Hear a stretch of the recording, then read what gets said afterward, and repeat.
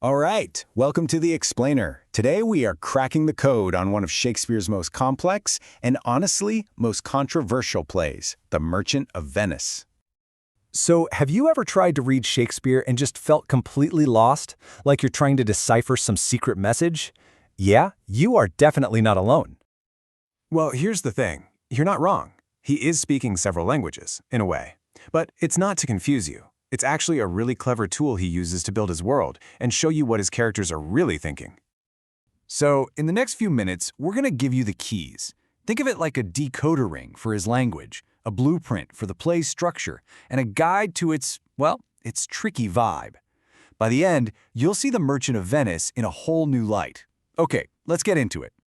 All right, first up, the two voices of Venice. We're going to decode Shakespeare's language toolkit, and we're starting with the most fundamental choice he makes, the difference between just regular everyday talk and that fancy, poetic language.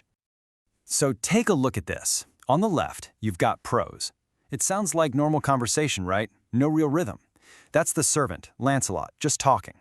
But on the right, that's verse. You can almost feel the beat, the structure. It's more formal, more poetic.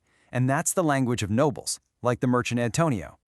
And this is not random at all. Shakespeare is basically giving us a secret code for social status and emotion. High-status people, they speak in formal verse. Lower-status people, they use that informal prose. But, and this is super important, sometimes characters break the rules, and when they do, you know it's a moment of really intense, raw emotion. Which brings us to probably the most powerful example of that rule breaking in the whole play. This is Shylock's famous, absolutely heart-wrenching speech where he demands his own humanity. Think about it. This is one of the most passionate, emotional moments in the entire play, and Shakespeare writes it in prose. He's stripping away all the fancy, formal verse. Why? To show us that this isn't some calculated speech. No, this is a raw, unfiltered cry of anguish coming straight from his soul. Okay, so we've looked at the tiny details of language. Now let's zoom out and look at the architecture of the whole play, its structure. You know, the whole play is kind of built like a split screen. We're constantly cutting back and forth between two totally different worlds.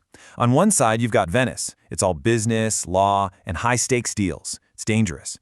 And on the other side, you have Belmont, a dreamy fairy tale world of romance, music, and riddles. So you've got these two very different plots, the deadly bond in Venice and the romantic quest in Belmont. And they both unfold across that classic five-act structure. Everything, and I mean everything, is building tension towards this huge climax in Act 3, where these two worlds finally collide in a massive courtroom showdown. And this structure is perfect for one of Shakespeare's favorite tricks, dramatic irony. You know that feeling when you're watching a scary movie and you know the killer is right behind the door but the character has no idea? That's it. You're in on the secret. And the best example of this in the whole play is during that life or death trial. We, the audience, we know that the brilliant lawyer who's saving the day is actually Portia in disguise. But everyone else on stage, including her own husband, Bassanio, they are completely clueless. It just cranks up the tension and suspense like you wouldn't believe. Okay, so we have the language, we have the structure, but what kind of play does it all add up to? What's the vibe here? Well, on the surface, if you just go down the checklist for Shakespearean comedy, The Merchant of Venice seems to tick all the boxes. You've got your young lovers, some clever disguises, a villain gets defeated, and it all wraps up with a bunch of marriages. A happy ending, right? But does it feel happy? I mean, the play leaves this really bitter aftertaste, doesn't it? The way Shylock is treated, he loses his daughter, all his money, and even his religion. That feels incredibly cruel, not funny. That so-called happy ending feels, well, it feels really uncomfortable. And that lingering, uncomfortable feeling is exactly why this is often called a problem play. It kind of uses the framework of a comedy to tackle some incredibly dark and difficult themes, things like prejudice, injustice, and revenge. It forces us to ask some really hard questions. And this is so important. You really can't get this play without knowing a little bit about the historical context. The anti-Semitism Shylock faces was a real and frankly ugly part of Shakespeare's society. The play is basically holding up a mirror to those prejudices, and the reflection it shows us is not always pretty. All right, now for the fun part. Let's put our whole toolkit together, language, structure, and form, and use it to analyze one of the most famous speeches in all of literature. So here we have Portia, disguised as a lawyer, delivering this absolutely beautiful speech about mercy. On the surface, it's a plea for compassion, but using our new tools, we can see there's so much more going on. And this is where it all clicks into place. First, look at the language. She uses that formal, powerful verse to show everyone she's an authority, a legal expert.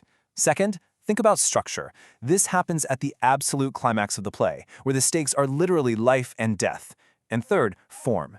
This deep moral debate about justice versus mercy, that is what makes this a problem play, not just some simple comedy. So you see, once you understand these tools, how he uses language, how he builds his plot, how he plays with our expectations, you can go way beyond just what happens in the story. You can start to understand why it's so powerful and why we're still talking and arguing about it more than 400 years later.